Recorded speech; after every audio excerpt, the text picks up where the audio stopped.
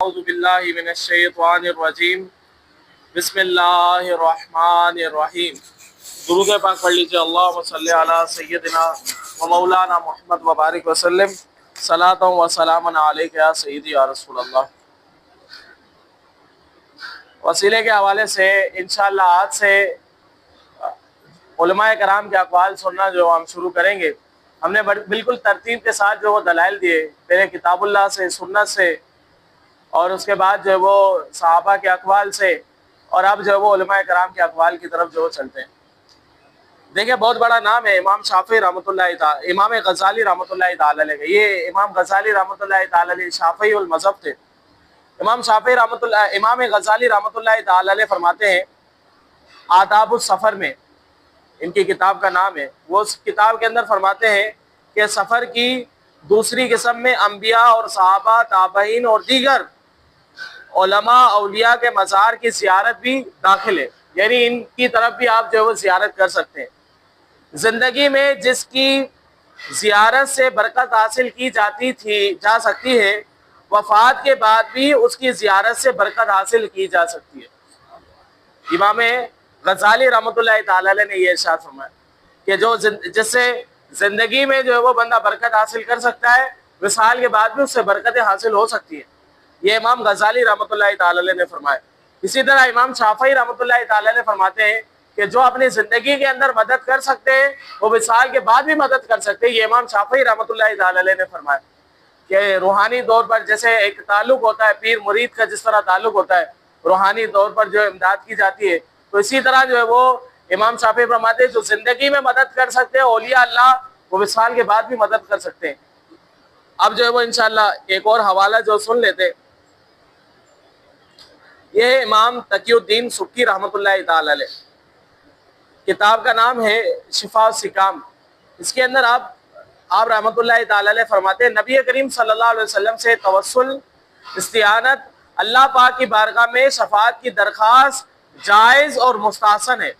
اس کا جواز اور حسن ان معمور میں سے ہے جو ہر مومن کو معلوم ہے۔ تقی الدین سبکی رحمۃ اللہ تعالی علیہ فرماتے ہیں یہ تو ہر مومن کو یہ باتیں پتہ ہے۔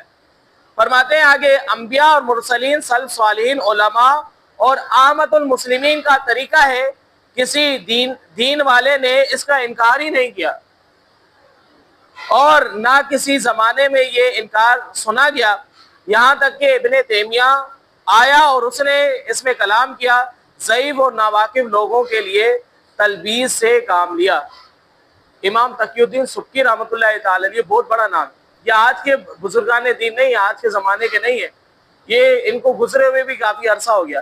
تو وہ کہتے ہیں ہم تو اس طرح کی باتیں ہی نہیں سنا کرتے تھے، یہ جو باتیں ہیں یہ تو ہم سنا ہی نہیں کرتے، یہ جو ایجاد کیا یہ ابن تیمیہ نے جو ہے وہ ایجاد کیا۔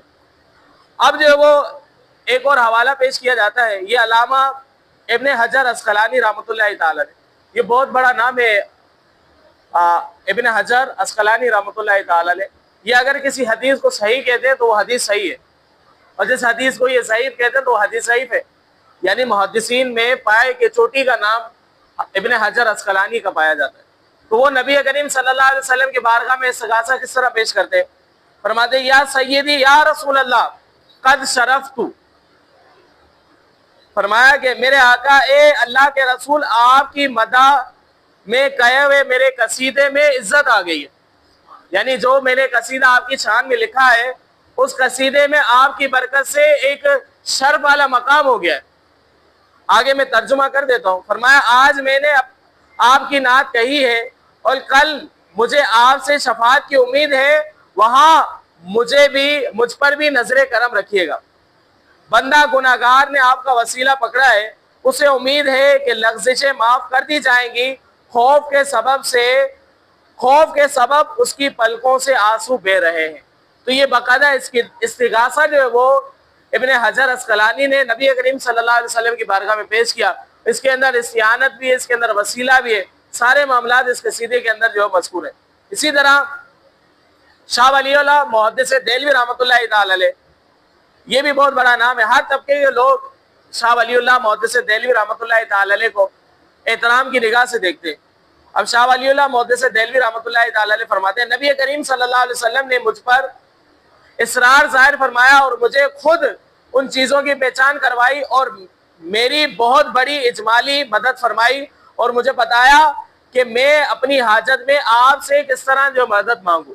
تو شاہ ولی اللہ محدث دہلوی رحمۃ اللہ تعالی علیہ فرماتے ہیں حضور نے مجھے بتایا کہ مجھ سے مدد کس طرح مانگی جائے تو میں الحمدللہ اسی انداز سے مدد مانگتا ہوں تو میری فوراً سے جو امداد کر دی جاتی ہے. یہ شاہ عبدالحق محدث دہلوی رحمۃ اللہ تعالی علیہ فرماتے ہیں. اسی طرح ان کا ایک قصیدہ ہے, اس قصیدے کے اندر یہ لکھتے ہیں, فیوز الحرمین کے اندر یہ قصیدہ لکھا ہوا ہے. فرماتے ہیں کہ اللہ پاک آپ پر رحمت نازل فرمائے اے تمام مخلوق سے بہتر, اے بہترین جائے امید اور اے بہترین عطا فرمانے والے, اے بہترین وہ ذات کے مصیبت دور کرنے کی جن سے امید کی جاتی ہے, جن کی سخاوت بادلوں سے بھی بلند بالا ہے. آپ مصیبت کے وقت پناہ دینے والے ہیں جب وہ اپنے بدترین پنجے دل میں گاڑ دے. اب امام یہ شاہ ولی اللہ محدث دہلوی رحمۃ اللہ تعالی علیہ انہوں نے بھی جو نبی پاک صلی اللہ علیہ وسلم کی بارگاہ میں قصیدہ بھی لکھا, حضور سے استعانت بھی طلب کی, حضور نبی کریم صلی اللہ علیہ وسلم سے مدد بھی طلب کی. یہ تمام یہ جو نام لیے گئے یہ بہت بڑے بڑے نام ہیں. ان تمام نے جو نبی کریم صلی اللہ علیہ وسلم کی بارگاہ میں قصیدے بھی لکھے اور باقاعدہ حضور نبی کریم صلی اللہ علیہ وسلم کو یا حرف ندا کے ساتھ خطاب بھی کیا اور شفاعت کا ذریعہ بھی جو وہ سمجھا ہے. آج کے زمانے میں بھی وہ کہتے ہیں اگر ہمیں کوئی مشکل آ جاتی ہے تو حضور نبی کریم صلی اللہ علیہ وسلم نے ہمیں جو وہ اپنے مطلب شاہ ولی اللہ محدث دہلوی تو یہ بہت بڑے پائے کے محدث ہیں, ان کا انشاءاللہ کبھی واقعہ ہم پیش کریں گے. تو شاہ ولی اللہ محدث دہلوی تو فرماتے ہیں مجھے خود رسول اللہ نے سکھایا ہے کہ کس طرح جو مدد مجھ سے لی جائے. تو یہ اصل میں یہ سارے معاملات روحانیت والے معاملات ہیں. اب ہمارے اندر تو روحانیت باقی رہی نہیں. اگر ہم بھی ایسے کام کریں, روحانیت جب ہماری برقرار رہے گی, بزرگان دین سے جب ہماری کڑی جڑ جائے گی تو پھر یہ معاملات سارے جو سمجھ میں آئیں گے. اللہ تبارک و تعالیٰ سے ہم دعا کرتے ہیں کہ اللہ تبارک و تعالیٰ ان مسائل کو ہمیں سمجھنے کی توفیق عطا فرمائے. آمین بجاہ نبی الامین صلی اللہ تعالی علیہ وسلم بحق لا الہ الا اللہ.